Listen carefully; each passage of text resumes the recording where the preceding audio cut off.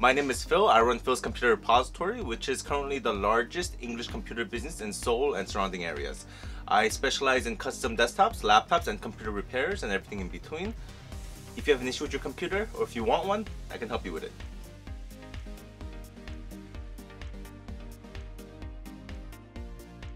So I originally came to South Korea 7 years ago to actually study as an international student. And while I was studying to get my degree, I actually decided to post on Craigslist and Facebook saying, hey, I'm from the States, I can help you with your computer issues in English, and hey, just set up an appointment with me. So at that time, I started a computer business, but it wasn't in this neighborhood. I started in my home. So I started my computer business around 4 years ago. I started in the small room of my home, and I just messaged customers, hey, if you need help with your computers, I can go to you. And I would meet the customers at their subway stations. I would pick up their computers, I would lug them all the way to my home, work on them there, and then once I was done, I would contact them again to kind of coordinate delivery. And it's basically, that was the hustle. Like back then, I'd be willing to take a 2-hour subway ride, like round trip subway ride, just to make 30 bucks. And over time, once demand increased, when the time I graduated, I was getting so many customers that it just didn't make sense to operate from my home anymore. And I decided to come set up shop in this neighborhood.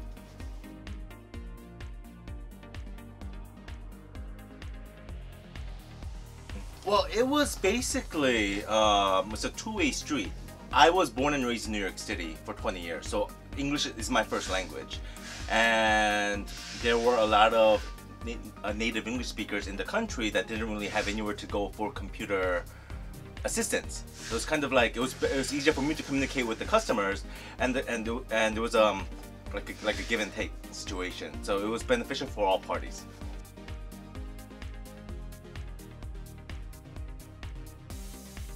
I definitely don't consider myself a celebrity, right? It's basically saying like I'm the most famous like plumber in Korea, right? I mean, but it does give me satisfaction to know that in my field of work, I am kind of well known in terms of good reviews and good reputation, and that's what I like to see, and you know, that's what I want to keep working on. Make sure I do my customers right and keep the trust of the expat community.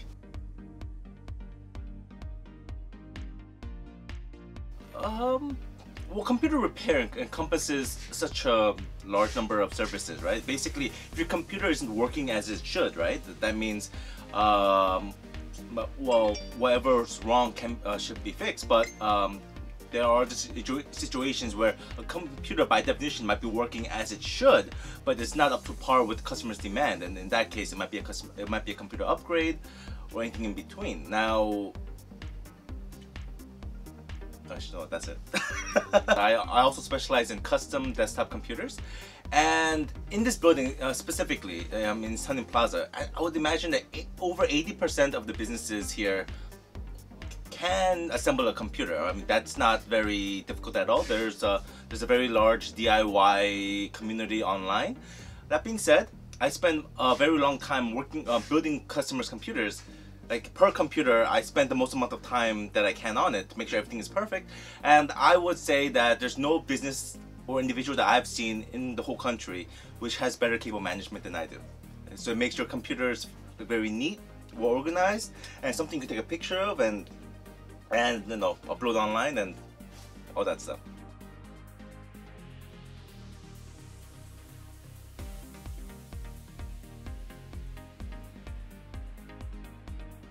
So recently, I believe it was a Korea Times article that said a lot of Yongsan businesses are struggling, and I actually saw the reaction that the expat community gave to the news article. So there seems to be some misconception when any news articles talk about the Yongsan electronics market.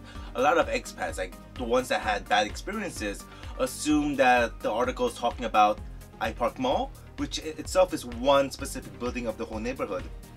And actually, iPark Mall generally has a worse reputation compared to the rest of the country, no, the rest of the neighborhood, because it's more of a tourist trap in a way that if you actually go to the electronics floors on iPark Mall, you wouldn't really see that many native Koreans shopping there. You would see a lot of tourists, a lot of foreigners, and the sellers know this, so they might jack up the prices. You might actually pay more than expected, or you might buy something brand new when it was actually used or refurbished.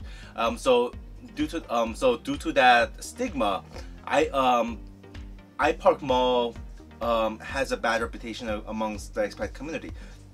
That being said, in the article, when they talked about the businesses that were struggling, it wasn't actually talking about iPark Mall. It was actually talking about on the street level shops across the neighborhood, the ones that are typically in those like brick buildings outside in the storefronts, and those shops are struggling in general.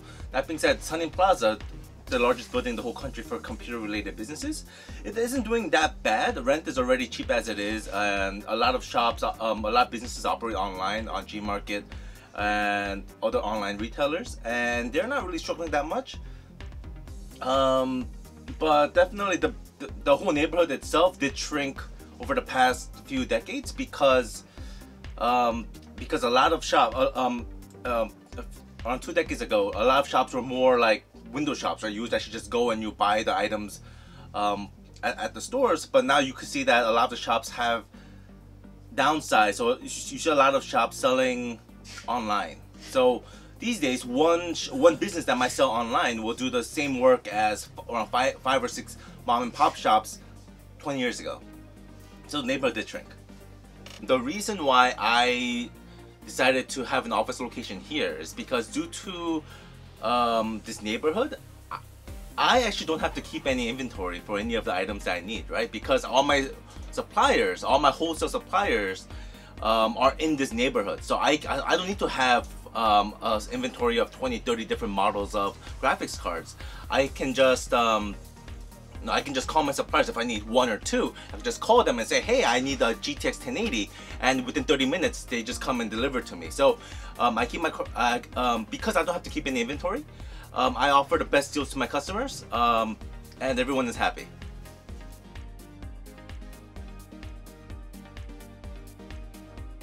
So I've had a lot of customers that were esports celebrities that worked for OGN and other gaming networks.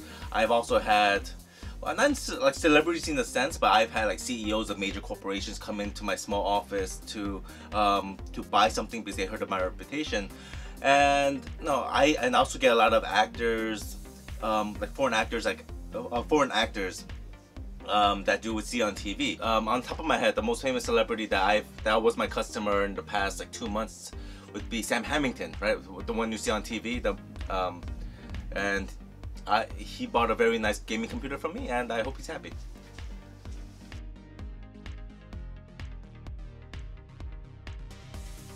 So on builds, on desktop builds that I like to make, alright, it's not mainly about the performance, because I actually like the aesthetics of it. That's why I spend so much time on cable management, because I want it to look nice, regardless if it's a 1080 or 1060 or 1050. It doesn't need, the specs only matters how it looks in the end, right? And there's one build that I particularly like that I made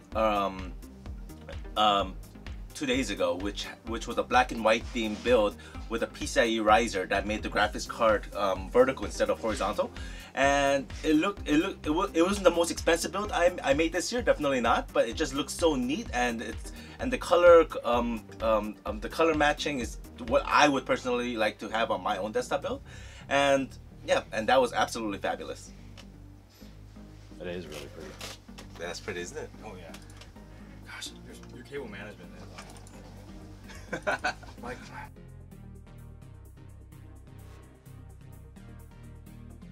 I try to be. I'm a big Total War fan, but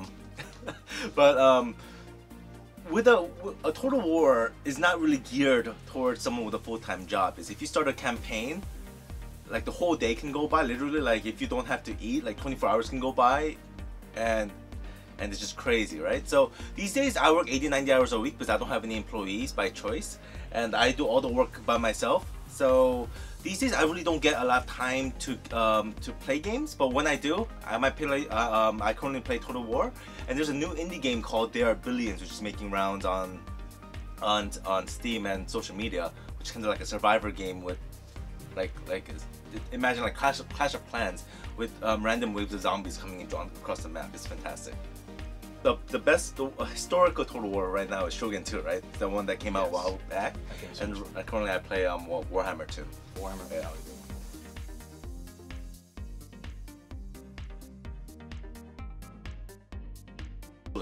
So this is a very common question that gets asked of me. So there's really two ways to actually pack a computer for a move abroad, right? One is actually to get the computer itself disassembled and put the graphics card in its own box, like put all the components in like boxes, bubble wrap and all that stuff, and just leave the case and maybe even the power supply behind. So the actual like stuff that you're taking with you is not that much, because a case actually adds a lot of space, a lot of volume to the whole computer system, right? It's second, is if you think about it, a computer case is a mostly empty box, right?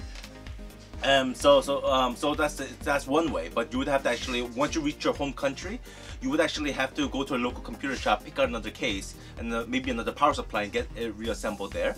The second way is actually the second way is actually pack the inside of your case with a lot of bubble wrap, right? Make sure that there's no wiggle room, so like no components inside can kind of like move around, right? So pack it all up with bubble wrap.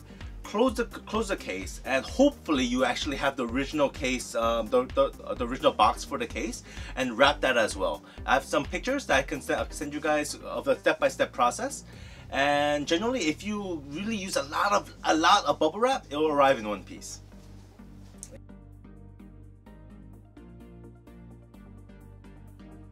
Our calculator with a simple formula: the total retail cost of the components plus around $100 to cover the labor side of it, and that covers the full physical installation, software installation, and my 1-year parts and labor warranty. That's it. Generally, if the payment gets processed by noon of a given business day, the desktop itself will be ready for the customer to pick up or for me to ship out on the same evening of the same day. Shipping is completely free for the customer, usually takes 1 business day, and fully insured.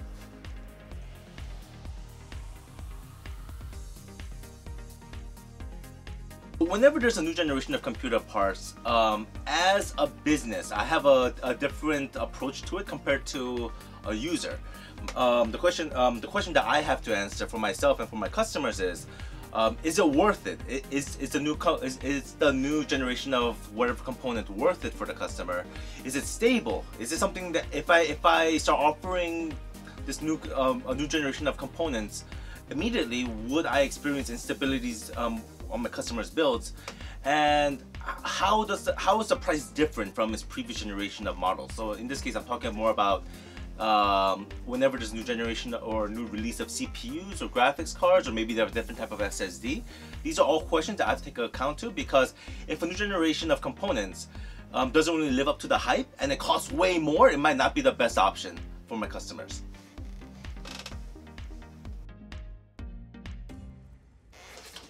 If you have any issues with your computers, or if you would like to get a new one, a laptop or desktop or whatever, you know where to go. PhilsComputer Repository.